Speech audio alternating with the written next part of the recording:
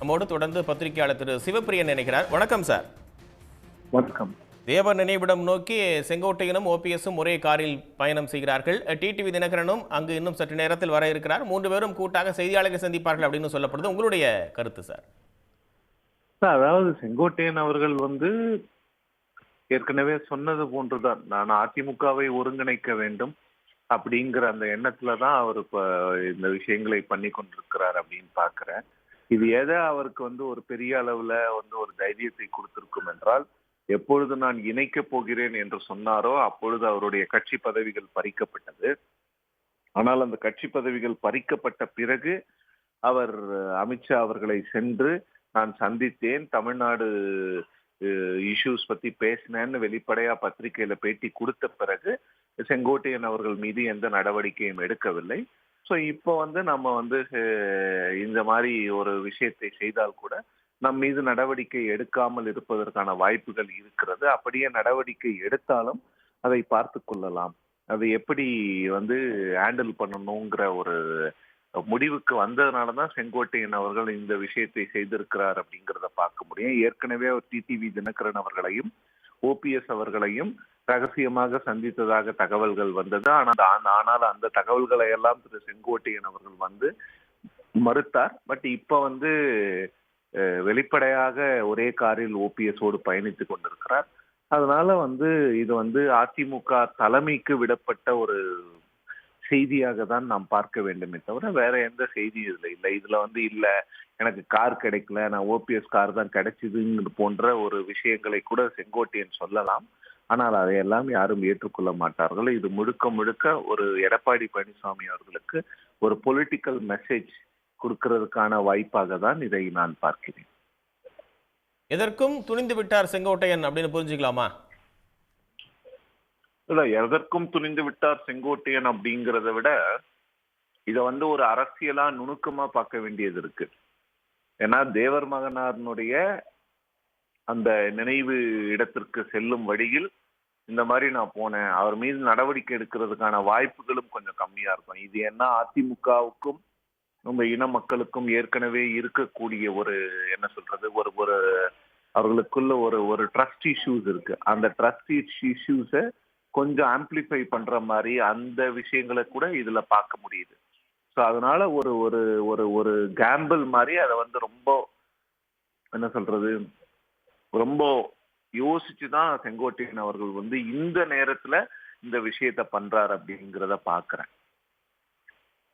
இதன் மூலமா எடப்பாடிக்கு என்ன செய்தியை சொல்ல வர்றாரு திரு செங்கோட்டையன் அப்படின்னு புரிஞ்சுக்கலாம் சார்?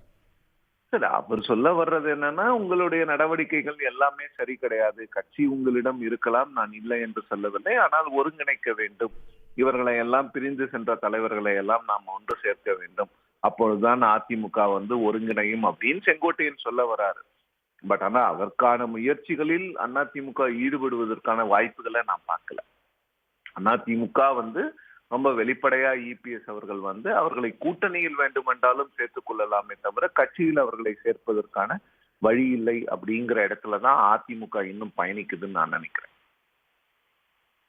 ஏற்கனவே திரு செங்கோட்டையன் அவர்கள் வகித்து வந்த அந்த கட்சி பதவிகள் அப்படின்றது கட்சி தலைமையால் பறிக்கப்பட்டிருக்கு. இப்போ செங்கோட்டையனுடைய அடுத்த கட்ட இந்த நடவடிக்கை அப்படின்றது கட்சி தலைமைக்கு இன்னும் ஒரு உஷ்ணத்தை அதிகப்படுத்தாதா? இல்ல, நிச்சயமா. அதுதான் நான் முதலே சொன்னேன், இது ஒரு மெசேஜ் தான்.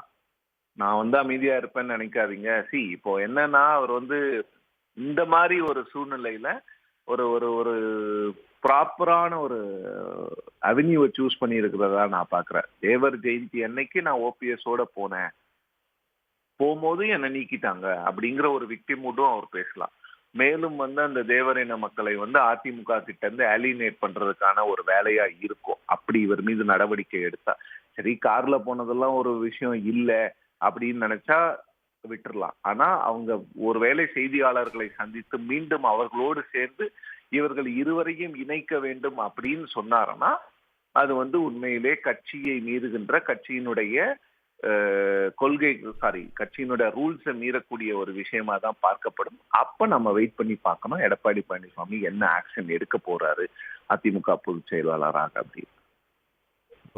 ஓபிஎஸோடு இணைந்து செங்கோட்டையன் அவர்கள் கட்சியை ஒருங்கிணைக்க வேண்டும் அப்படின்ற அந்த பணியை தொடங்கிட்டார். அதற்கான ஒரு தொடக்க புள்ளி இன்று அப்படின்னு பார்க்கலாமா?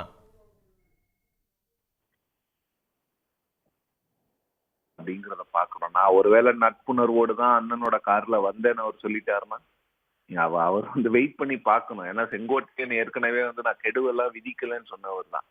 அப்ப என்னன்னா நீங்க பொறுத்திருந்து அவங்க இன்னும் 1 மணி நேரத்துல அவங்க செய்தியாளர்களை பேசுவாங்கன்னு சொல்றாங்க. அந்த விஷயம் நடக்கிறது என்றால் அப்பொழுது செங்கோட்டையன் என்ன பேச போகிறாரோ அதை வைத்துதான் ஒரு ஏதாவது இந்த பிள்ளையார் சொல்லி போட்டாங்களா இல்லையா அப்படிங்கிற விஷயங்களை நாம பேச முடியுமே தவிர காரில் செல்வது வந்து ஒரு மெசேஜ். எடப்பாடி பழனிசாமி அவர்களுக்கு ஒரு மெசேஜ். அவங்க எடப்பாடி பழனிசாமி அவர்களே அந்த இடத்துக்கு போகும்போது அவரோட போகாம ஓபிஎஸோட போறது வந்து ஒரு பெரிய மெசேஜ். பட் அது எந்த விதமான மெசேஜ் அப்படிங்கறத அவர் வாயை திறந்து பேசும் பொழுதுதான் நமக்கு தெரியும். நன்றி சார், இணைந்து உங்களுடைய கருத்துக்களை எங்களோட பகிர்ந்து கொண்டமைக்காக. உடனுக்குடன் செய்திகளை தெரிந்து கொள்ள சன் நியூஸ் பெல் ஐகானை கிளிக் பண்ணுங்க.